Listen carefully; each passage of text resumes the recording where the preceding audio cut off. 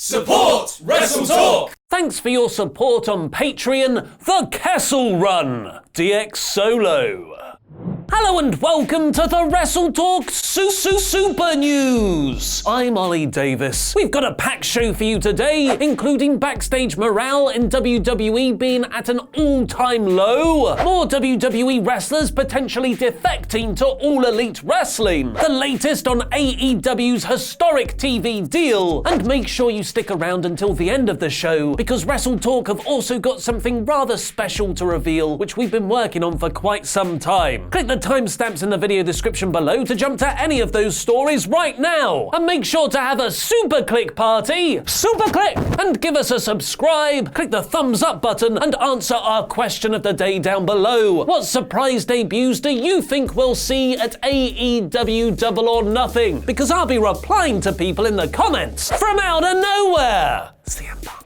But first, all the news has happened. Rather fittingly, today, the 16th of May, marks 2 years since the tweet that started All Elite Wrestling. When replying to a fan question about whether Ring of Honor could sell over 10,000 tickets for a show back in 2017, when the Bullet Club faction of Kenny Omega, Cody Rhodes and the Young Bucks were breaking the promotion's attendance records, Dave Meltzer replied, "Not anytime soon," a challenge that Cody Rhodes immediately responded to. "I'll take that bet, Dave. I already gave them their biggest buy rate, put the Bucks and I on the card and 3 months to promote." It didn't quite happen with Ring of Honor, with Cody and the Bucks instead putting on their own show All In last September, selling out 10,000 tickets in under half an hour. It was such a success, it piqued the interest of money man Tony Khan from the billionaire Khan family to launch an entirely new wrestling promotion off the back of it, All Elite Wrestling. Sorry, Ring of Honor. And here we are just 2 years after, and AEW have officially announced their TV deal with TNT, the same network that once broadcast WCW 2 decades ago. A press release revealing the partnership interestingly describes AEW as a powerhouse sporting league, implying there will be a league structure to the promotion, and TNT will begin airing weekly matches later this year, which is currently expected to be either on Tuesday or Wednesday nights. AEW will also be available from Bleacher Report Live, part of one of the biggest websites in the world and owned by TNT's parent company Warner Media. The announcement also promised their TV will offer fans less scripted soapy drama and more athleticism and real sports analytics, bringing a legitimacy to wrestling that it has not previously had. I wonder what main industry rival that could be in response to. Driving home AEW's repeated mission to make wins and losses matter, the release also reveals they'll be introducing statistics to wrestling for the first time ever. Scott Steiner to AEW confirmed. The specifics of the deal are very positive, with both John McMullen of TSN and Dave Meltzer reporting AEW will be treated like a sports property, so production fees are there and a great advertising split. With annual TV production costs estimated to be between $20 to $30 million, that is an incredible deal for a completely unproven property yet to run its first official show. In contrast, it took WWE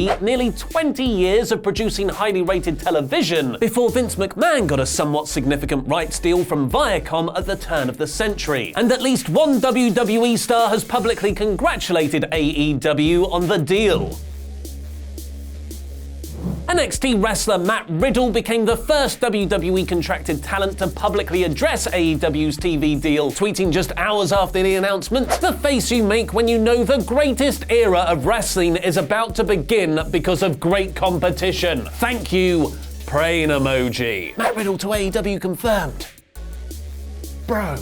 Riddle, of course, is tied up in the NXT title picture right now and is under contract with WWE. So instead, the AEW crew have teased one of the hottest and most magical free agents in the world right now by posting a picture of them at the Warner Media Upfronts event with Harry Potter himself, Daniel Radcliffe. You're a wrestler, Harry. Love Lord of the Rings. Potter is, of course, unfortunately under contract to Hogwarts for the time being, but that's not to say AEW won't be recruiting more talent soon. Speaking at the Upfronts event, WrestlingNews.co asked AEW co-executive vice presidents Matt and Nick Jackson whether there are more WWE stars looking to leave and join All Elite Wrestling. Into 8, like, yes, I think so. we've heard the chatter a lot, and we have a lot of friends that work there, so we hear it from them too. So I feel like we've changed the landscape in wrestling, and it's going to give them some competition. Since AEW officially launched in January this year, a number of WWE stars have left the company, from underused talent like Ty Dillinger to huge stars like Dean Ambrose, whose recent Jon Moxley relaunch video posted on Twitter is widely suspected to be AEW produced. And possibly teasing one of these free agents, the Bucks said next Saturday's Double or Nothing show could involve a shock debut. Basically, take a look at our roster, and those are all the guys we've wanted. Yep. There may be a couple that I can't talk about yet, but we might be negotiating right now with some. So, we want surprises to happen, and we have a big show in 10 days, Double or Nothing in Las Vegas. You never know what you're going to see in Las Vegas. Yep. CM Punk to AEW confirmed. But for all the wrestlers who've left WWE in the last 4 months, there's many more that have reportedly tried to quit but haven't been granted their release. And it's unsurprisingly led to a very bad atmosphere backstage. The highest profile cases are currently The Revival, who were reportedly denied their releases in January, and the company is now on a mission to undermine them through booking juvenile comedy segments. Sasha Banks, who reportedly tried to quit WWE when she was told her and Bayley would be losing the Women's Tag Championships on the day of WrestleMania 35. She hasn't been seen on TV since. Lio Rush, who is rumored to have heat with the locker room because of not following traditional backstage etiquette. He hasn't been seen on WWE TV since those reports emerged, being split from his double act with Bobby Lashley. Lio has now removed all mention of WWE from his Twitter and Instagram bios, replacing them with his booking email address for business opportunities. And Luke Harper, who publicly asked for his release last month, which WWE reportedly responded to by adding on the time he missed due to injury to keep him under contract for even longer, which is kind of the opposite of letting someone go. And Fightful have now added the latest to the reported Harper versus Vince McMahon backstage feud.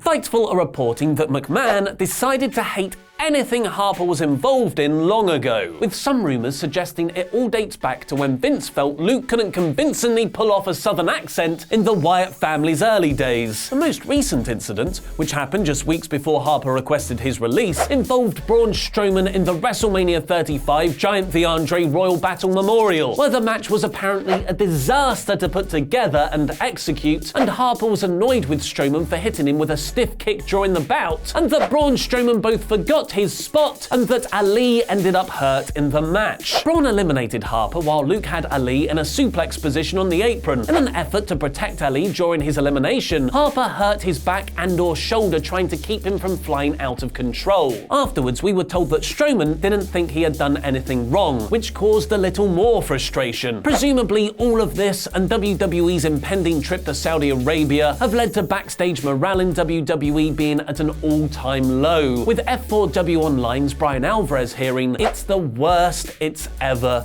been." Now it's time for some positivity though. WrestleTalk's special announcement, which is something we've been working on for quite a while. We couldn't have done this without all of your support, watching the YouTube channel, listening to the podcasts, reading WrestleTalk.com and the magazine, and of course our brilliant pledge hammers on Patreon. From all of us here at WrestleTalk, thank you so much. We hope you enjoy this. When I took on running the WrestleTalk YouTube channel about 3 years ago now, I don't think any of us thought it would grow to be something so big. And well, that's great. And it's really down to how great the viewers are, because it's thanks to your support that we've been able to bring on Luke and bring on Laurie and get a new set and all these other amazing things. Fast internet, woohoo. And I was having a chat with a really good friend of the show, Alex Shane, who used to be a producer on WrestleTalk. And we're really finding out how WrestleTalk can give back to independent wrestling. And it was off the back of these conversations about how WrestleTalk could give back that the idea of a scholarship came about. I'd experimented with doing scholarships previously, and that involved a year's worth of free training. But obviously with the resources that WrestleTalk has, that could be something a lot more spectacular. You know, England has more wrestling per square mile now than any other wrestling scene in the world. It is the best indie wrestling scene, probably since the territories in the 70s and 80s in America. So the idea of finding that person, but also finding somebody who was at the age where the scholarship and the mentoring aspect of it could really become useful, is what led us to Callum Newman. My name's Callum Newman, I'm 16 years old. I train at the London School of Lucha Libre with Greg Burridge and Gary Vanderhorn. I'm also mentored by Will Ospreay as one of his young lions. Watching Callum come out to the ring, you were talking about him being the future of the business. Speed is to the advantage of Callum Newman.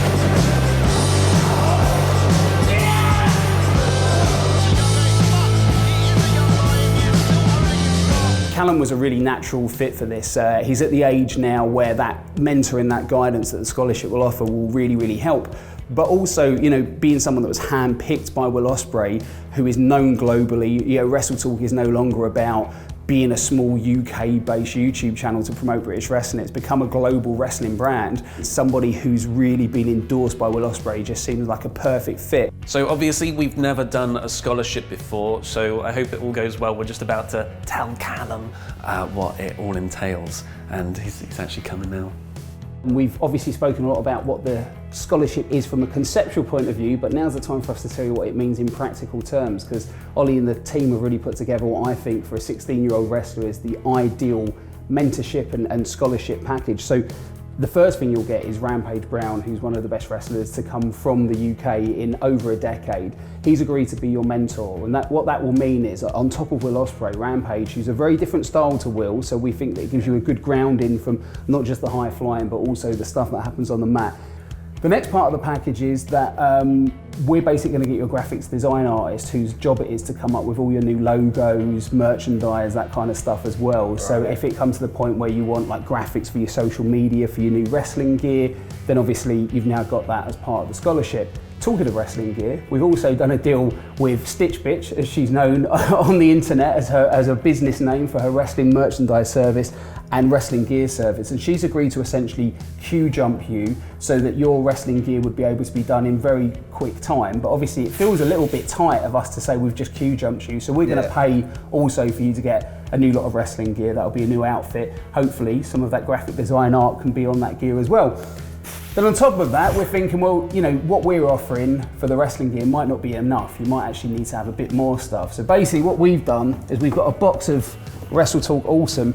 And in this box of Awesome is an envelope. And in this envelope is £2,000 in cash. Now, don't get too excited just yet, because what we've decided to do is, even though we think that, you know, giving you £2,000 in cash from a wrestling perspective might be a great idea for a 16-year-old getting £2,000 in cash, it might be a terrible idea. Yeah. So what we've also done is we've spoken to one of the top accountancy firms in the UK, Streets Accountants, and James Hargreaves, who also happens to be the WrestleTalk accountant, is going to give you sound financial advice on what to do with that. So this scholarship is actually going to help you progress not just your wrestling career, but also your life as well from a sort of administration and financial perspective. So I want to say, Callum, you take that. Bloody hell. And thank you so much. Thank you. And well done on it all. And thanks to the guys at WrestleTalk for making it happen. Thank you. I don't even know. Like 2 months ago, I was just told, like, we want you a part of this. And I was kind of like, okay, yeah, cool, sounds sick. Now it's happening, I haven't got a clue. Now, I'm just buzzing. I think that went well, especially with the physical cash being there. I mean, that's hard not to react to, I suppose. But yeah, hopefully this is the first of many things that WrestleTalk can do to give back to independent wrestling. You know, support WrestleTalk, support indie wrestling. Triple H is frustrated with Vince McMahon and WWE too. Find out all the details by clicking the video on the right. And what are the biggest Game of Thrones finale rumours? Find out by clicking the video below that. I've been Ollie Davis, and that was wrestling.